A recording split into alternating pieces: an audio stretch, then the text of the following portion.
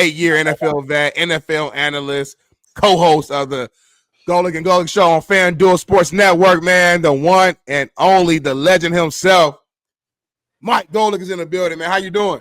I'm doing well, gang. How you guys doing? How's it going, brother? Joining us. Shaun texted me and said, "Be good with Mike, man. It's my boy, Shaun Salisbury. I do a show with after this, so appreciate it." The main struggle I have now is as you guys were talking about, is with technology.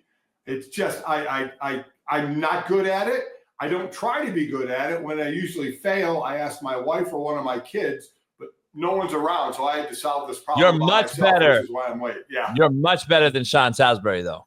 Oh, it's just brutal. He is the fucking worst. I'm just gonna tell you right now. It's almost I'm just sitting here in the morning after this show to do his show, and I'm sitting there, and Shaun's in the back fucking cussing and yelling. Oh, yeah. It's comical. Brutal. It's comical. But I made it. Yes, you did. I can't thank you enough. Smitty worked at Fox before he previous tense let go. I make light of it. And he knows your son and stuff like that. So they work together on different projects. But can't thank you enough. I got a question right out the gate for you. We had and I took a couple fan questions from them early for you. And I remember in '92 watching you. Smitty wasn't even born yet. But you play with Reggie White, of course. And I got to ask you specifically the 21 sack season in a strike shortened year. I just got to get your take on that. Watching greatness firsthand and how impressive that was, and it'll never be duplicated, right? Well, I mean, listen, watching him at all is not going to be duplicated. I mean, even though there's the Hall of Fame, as I'm going to go this weekend for my other teammate Eric Allen, there are separate rooms in the Hall of Fame, and I think Reggie and Lawrence Taylor are in their own room as far as pass rushers. Reggie was like incredible. He was 6'6", 315. I watched him run a 4.6 40. He benched, cleaned, and squatted, and that was it. Those were the only 3 exercises he did. And normally, if you have a strong weightlifting guy, maybe their leverage isn't as good on the field, or if their leverage is good on the field, they're maybe not as weightlifting strong. Like Jerome Brown, the late great Jerome Brown, his leverage on the field, you would think he squatted 1,000 pounds and benched 500, but he wasn't a very strong lifter, but he got it done on the field. Reggie was both. Strongest guy in the team and had unbelievable leverage. As you know, he had that hip throw move that he had, which was unbelievable. So, and he could line up anywhere on the line. It was probably one of the reasons I only had 11 and a half sacks in 9 years, which I call consistent. Other people call a horrible total, which it is. But, Reggie always got to the quarterback, half a step before I did, or maybe 3 steps before I did. And I ended up being the one who had to help him up. Hey, that's funny because, the social media, these cell phones have made everybody, knowers of all things. And they'll call you, oh, he only had 11 and a half sacks.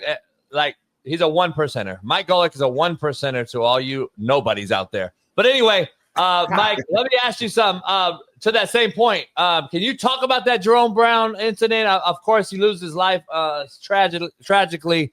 And you guys, Clyde Simmons, and Reggie, of course, I compare it to like Reggie Lewis being passing away on that Celtics team in '93, and some other things. Did it kind of cripple the team's mindset, or did it put you in a deep rut, or how do you look at that?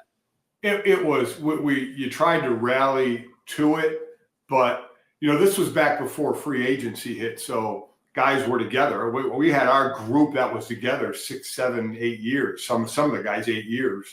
Most like 6, 7 years. So you didn't have the movement that you have now. So while you were teammates, you also became great friends. And Jerome was a great friend of ours. We were all great friends. We hung out. We were great friends. It wasn't just teammate.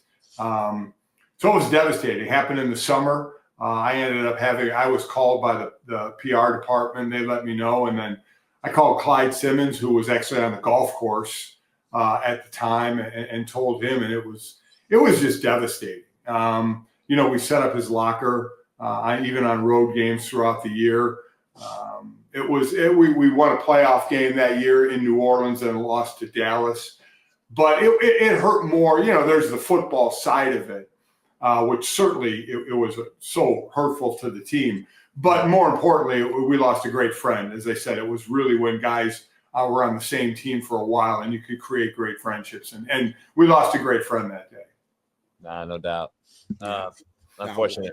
Yeah, 100%. I want to kind of transition to take a step back from your NFL career back to your college playing days and Notre Dame, man. Obviously, legendary institution. The team actually just played in the Natty this past year.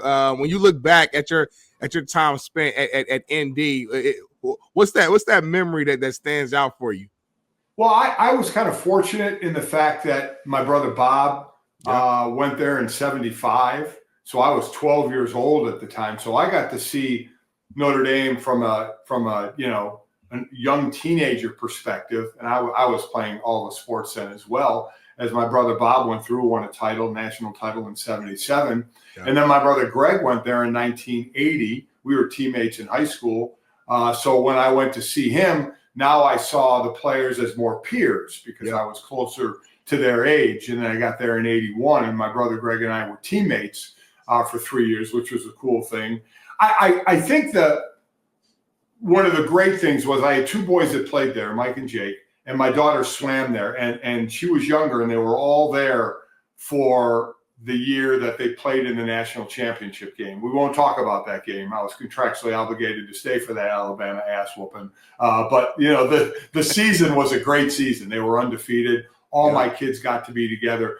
But I think the best part of it, quite honestly, I played in every stadium in the NFL, and nothing really compared to running out of the tunnel at Notre Dame with the gold helmet on. And I got to experience it in three perspectives. Once as the younger brother of a brother who was running out onto the field, and I was in the stands watching. And then I got to experience it myself with my brother running out. And then I got to experience sitting in the stands with my wife watching our two boys run out of the tunnel with the gold helmet on. Those are things that I'll never forget. Yeah, that's amazing. And you mentioned that Alabama ass whooping. I think my brother, because I couldn't remember if the years correlated, but one of my really good friends, pretty much like a brother to me, Sheldon Day, was on that team as well. I think D tackle there. So I remember watching that game, and it was tough, but it was still amazing season. Let me ask you this: were you actually a better wrestler than you were a football player? Man, I'm telling you what, I loved wrestling just as much as football. I loved wrestling. Wrestled at Notre Dame. Not after my freshman year, I wanted to gain some weight. I wrestled sophomore year, junior year. Then senior year, I got hurt in football, and I couldn't. Yes, I loved it easily as much as football. My brother Bob wrestled at Notre Dame as well. He placed fourth in the NCAA tournament and third. He got hurt his senior year and couldn't wrestle. He was actually probably going to win the national championship. He was a better wrestler than I was, but I loved the one-on-one competition of wrestling, just you and another person. It was great. I'm bummed that Notre Dame they ended up dropping the sport in 87. And they haven't brought it back, but I am a monster wrestling fan. I love it. What's your take? I know you did Mike and Mike Forever, or Must Watch. You guys, it's almost 20 years. 17 years or whatever. That's crazy. It's hard to do, man. This business. It is, and you know that early. And you know this thing in and out. What's your take now, current landscape, as far as the NIL, college football, the transfer portal, all the stuff that's going on in the current landscape of football? And do you see it for the first time in our era transitioning upwards for the first time, meaning like transfer portal in high school now, 4 years and 4 years. I got seeing kids in LA out here going to 4 high schools in 4 years. And in college, we're getting kids that play in 8th years. And then NFL, they get to the NFL, and you see that for the first time, guys under contract demanding a trade, which is what? Transfer portal in my eyes. Are we seeing it the first time actually going upwards versus we used to go the other way? Well, it's not going to go backwards until the adults in the room put up some guardrails. And that's who I blame in all this. You know, when NIL first got going in that July a few years ago, the NCAA was like Pontius Pilate. They washed their hands of it. They said, you conference commissioners, you take care of it. And they didn't do a damn thing. So it was the wild, wild west. It's still kind of the wild, wild west. They're trying to put some rules in with the 20.5 million that each team gets to revenue share, but you still have NIL out there as well. So until the adults in the room put up some guardrails. And quite honestly, the NCAA is afraid to, because every time they do, the players sue them. And I don't blame the players. Listen, the floodgates have opened. Players are getting paid. Let them get paid. There are two things that I wish they would pull the reins on. One is just have one transfer portal time. Having two transfer portals is very, very difficult and really hurts the cohesion of a team. It certainly gives the players an opportunity to move, but it's very confusing for each school of when there are a lot of schools are going to stop having spring games because there's a portal during spring ball, and they feel a spring game is just to showcase their players for another school that they're going to end up transferring. We're really coaching coaches during that time. Yeah. And then the other thing is remember how it used to be when you transferred, you had to sit a year. And I'm not saying that, but what I'm saying is don't let them just transfer every single year. Don't let them transfer 4 times. Maybe give them 2 at the most to transfer, but they're more free agents than any professional athlete, being able to move every single year. There's 20, 30, 40, 50 players that we talk to coaches all the time on my son and I show of where they have 30 new players every year. So I think letting them transfer every single year and play immediately, I think that needs to be pulled back a little bit as well. And they just didn't they add a 4th portal time for like a special kid? Well, that was just the 1 year thing. That was just the 1 year thing. That's not going to last. That's going to be over.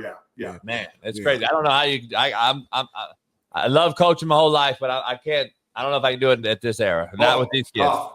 Yeah, it's very tough. I mean, you're actually, you're recruiting not only 18-year-olds sitting in their living rooms, but you're recruiting current players as well. And then there's backdoor poaching that's going on during dark times. When you're not supposed to be talking to players. And shake lines. Yeah. Oh yeah. How about it? There just needs to be more guardrails. I'm cool with players getting money. I'm fine with that. Course, yeah. There just needs to be more guardrails up. Yeah. And you brought it up. I actually believe they should go back to the you have to sit out 1 year rule, because to me, now that forces the player to be like, okay, do I really want to leave? Does it really make sense? Because again, these guys are young. They're not kids, but they're young men. They're 18, 19 years old. A coach yells at them one time, and then now they're in a bad mood, and now they're thinking emotionally and not logically, and they make a decision that's bad for their careers. When I went to Ball State, #Maction, and when I played, if you wanted to leave, you have to take a deep breath and think, like, does this really make sense for my career? And now they're just loosey-goosey going wherever they want to go, and it's not good. That's 1,000% correct. It's too easy for them just to jump schools. And a lot of times, we talk about the transfer portal and the success stories, but for every success story, there's 3 that aren't. Yeah. I mean, that go and they don't play, or they go and they don't have a school to transfer to. And now with the 105, limit roster, that back end is going to get real iffy. So make it again, like if a coach leaves, I would let a player leave, because a lot of times they say you're supposed to go for the school, but we know that's not true. You go for the coach and the system. You could leave. Like I said, 1 freebie, maybe 2, but then like you said, you got to kind of think long and hard. Do I want to go somewhere if I have to sit for a year? Yeah. Let me ask you, as a guy, a veteran in the league, and I know our eras are different. Speaking of me and you versus Smitty here, the Shamar Stewart situation with this rookie not signing, finally got it done. We got to see his agent talk to a bunch of insiders in Cincinnati. What's your take on that? Like, how would that have been perceived, received, whatever you want to say, in the locker room during our era? Because I'm confused. This kid's kind of the only one that stayed waiting for something to happen. And I don't know if he's out of shape. I don't know if he's all bought in. Like, that's what, if I'm a teammate, I'm asking those questions when he pops in there in early or late July, early August, and we got a game in a month and a half. So where are you at with this whole situation? We never got involved with anybody's contract, be it a rookie or a veteran. I mean, that's their business. I know he was talking about a clause in his contract that the Bengals that were trying to set a precedent in putting in. as far as stopping the guaranteed money after the first year. You know, you always look for the worst scenario in a contract, and that's what Cincinnati was doing when Mike Brown said, what if a guy ends up in jail? I don't want to have to pay him when he's in jail.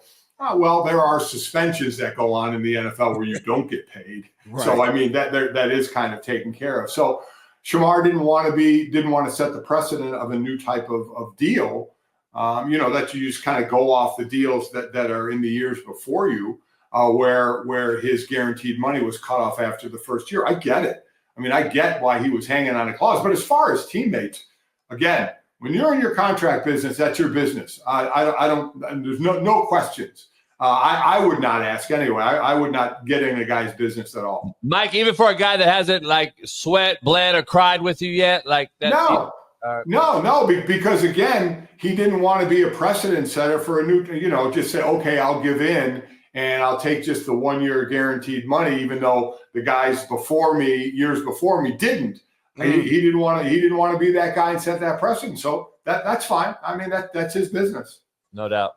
That's a good perspective. Kind of staying with the Bengals, we know Trey Hendrickson, their star DN, man, led the league in sacks. He's been holding out. I guess today, reportedly, he's supposed to, I guess, at least show up in good faith. What's your take on this, man? You know, you played in the trenches. This guy, again, you lead the league in sacks. I think multiple years, if I'm not mistaken. 2 in a row. Every guy in the past who's ever did this has gotten paid. What's the holdup? What's the situation now? And if you're Trey, are you like, how fed up are you? The holdup is the Bengals management and ownership. I mean, they notoriously do not want to give out years of guaranteed money. They want to keep the guaranteed money as short as possible. And Trey Hendrickson deserves, I mean, he's an easy deal. I mean, Micah Parsons will get done because we know Jerry Jones always pays, but he pays really late. That'll get done. I see Terry McLaurin went into camp as well. These guys, a lot of the reason these guys are going to go, a couple reasons. They go into camp to show good faith that I'll show up in camp. And also, you can't forgive a $50,000 a day fine anymore. Right. You used to be able to build up hundreds of thousands of dollars in fine, and then you'd sign the deal, and the team would say, we'll forget the fines. You can't do it anymore. Yeah. Whatever you're fined, you got to pay. So, you know, maybe it's the player, maybe it's the player's wife that's saying, why don't you go in? Why don't you be a hold in? You know, right. so just tell me your back is a little tight and you can't practice. Yeah, exactly. like McLaurin working on his ankle. Smart move. But listen, you have to pay him. I know they're saying he's 30, 31 years old. He's 30 plus. So they expect the production to go down. But he's done it. And, you know, TJ Watt is that age and got paid. You got to pay him. It's just Cincinnati doesn't like to give out long-term guaranteed money. And Trey Hendrickson deserves long-term guaranteed money. Now, they'll meet somewhere in the middle, but I put this on Cincinnati. I love it. Yeah, no doubt. Where are you at? I can't thank you enough for hopping in here. Make sure you guys check out Golic and Golic on FanDuel Sports. Let me ask you, Mike, where are you at with Travis Hunter? Do you, having played in the league, how much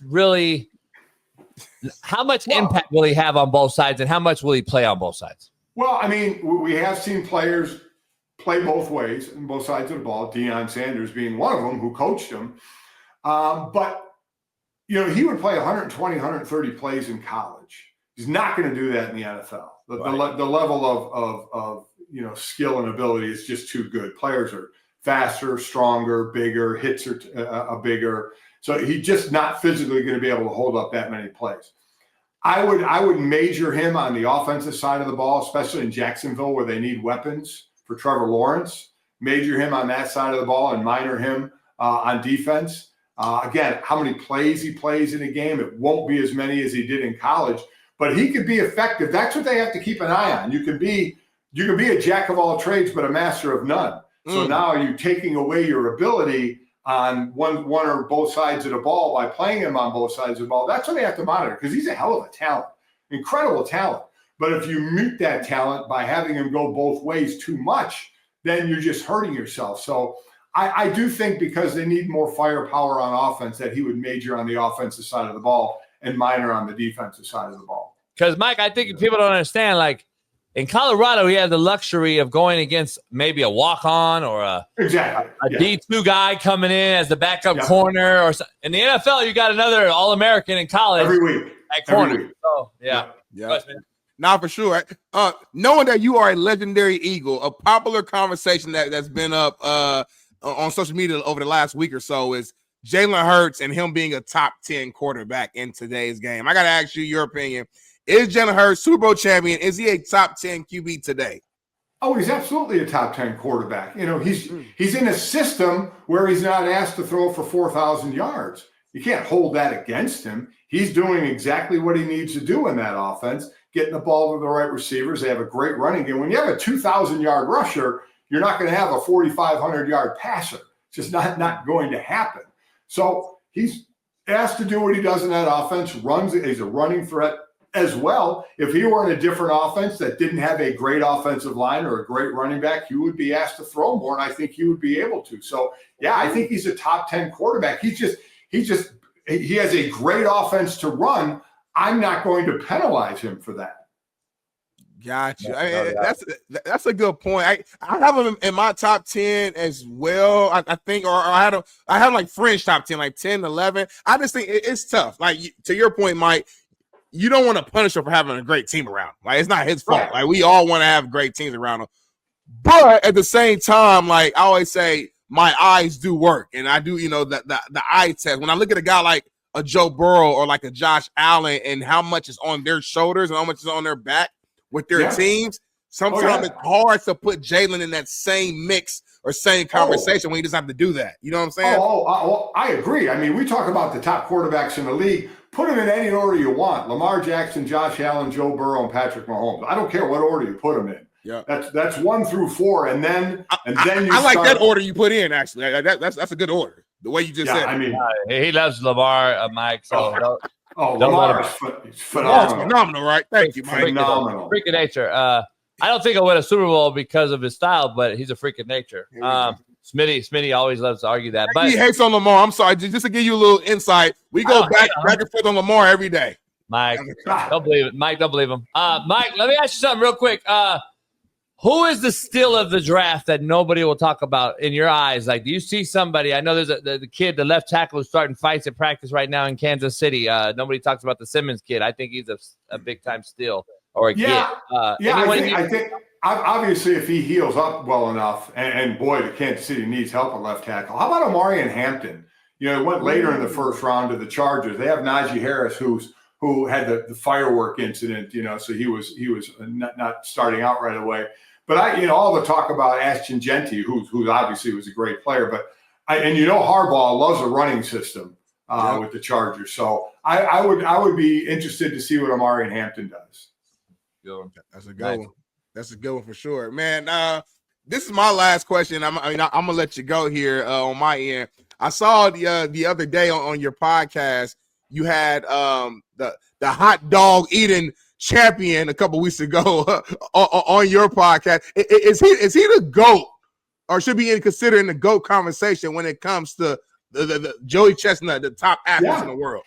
Oh yeah, 18 straight mustard belts. I mean, he kind of rivals Michael Phelps in 23, 24 Olympic gold medals. Yeah. I mean, when you dominate that much, when Tiger Woods dominated, I mean, the guy is he an athlete, Mike? Is he an athlete doing that shit? When you can eat that many hot dogs, there's something different about you, let me tell you. And that's when we talk about athletes. Athletes are different than normal people, and he's different than a normal person eating-wise. So in that respect, I'll give him his due, because ain't nobody can put down hot dogs and other foods like he can do. So I'm going to give him his due. And you try to on your show, I think, to try to take down. It's harder than what it looks like. Way harder. And I ate 2. Did you dip it in the water? Yeah, I dipped the bun in the water. Yeah. I had Joey on my show like 4 years ago when I just started out, and I think that was what he had 13 or 14 at the time. I'm like, God dang! Now he's something else. Man, Mike, I can't thank you enough, man. Hopefully, you guys, you and your son's show blows up and keep killing it, and make sure everybody goes over there and tunes in. And are you liking this space right now versus mainstream media? Yeah, it's different. I don't, people said, how do you like going on streaming and this and that? And I said, listen, I don't know. I said, I talk into a microphone, and wherever it gets distributed, it gets distributed. Much like my ability to handle technology. I'm a very simple man. No doubt. Mike, I can't thank you enough, man. Best of luck to you guys, and hopefully we have you on again during the season or something. Sounds good. Take Appreciate care. it. Take care, Safe. brother.